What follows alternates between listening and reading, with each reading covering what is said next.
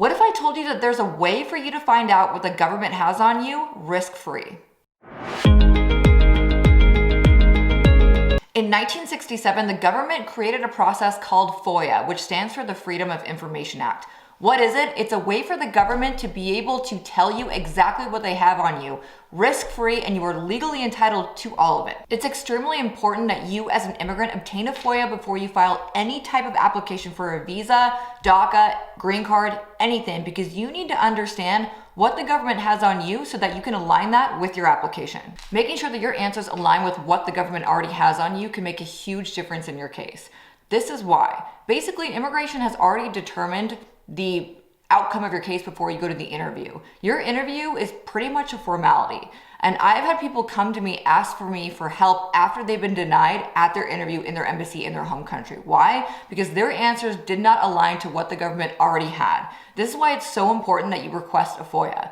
If they deny you for minuscule things, like maybe having an incorrect entry date compared to what they already have on you, they could deny you for years and make you file a fraud waiver from out. Now, probably the most common FOIA that I actually file for my clients is the Border Patrol FOIA.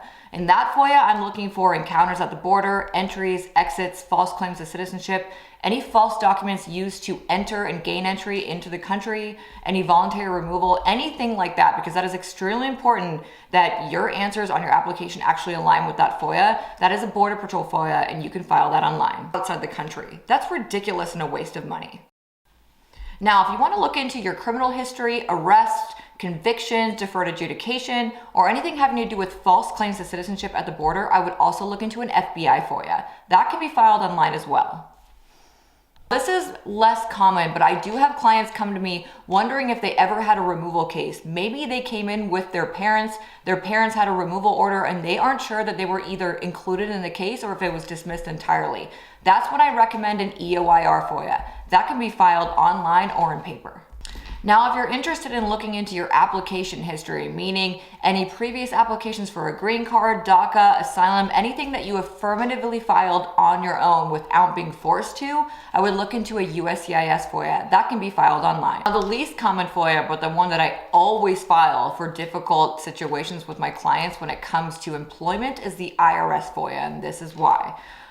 If you claim false citizenship on an employment form when you first get a job, that'll be reported to the IRS. A false claim to citizenship gives you permanent bar, meaning if a client is coming to me and they want to get a green card and I ask them if they ever did this on employment records and they say yes, first thing I'm going to do is double check with the IRS. IRS FOIA is extremely important. Make sure to file this before you even touch a green card application, and you can do this online as well. Now remember, these are not the only types of FOIAs that you are limited to. You can request a FOIA from any government agency, the DMV, IRS, Department of State, etc. Anything that you think will be a red flag on your application, you don't remember, you need some clarity, always file a FOIA before you do anything with immigration. Now, most of these FOIAs can be actually submitted within a matter of minutes online, but it does take a few months to get responses back, so make sure to prepare for a lot of documents and to be able to review it adequately. Sometimes I get hired just to review someone's FOIA and adequately analyze it for them during a consultation. Now, I'm going to list all the online FOIAs that I most commonly use in the description in my bio of this video.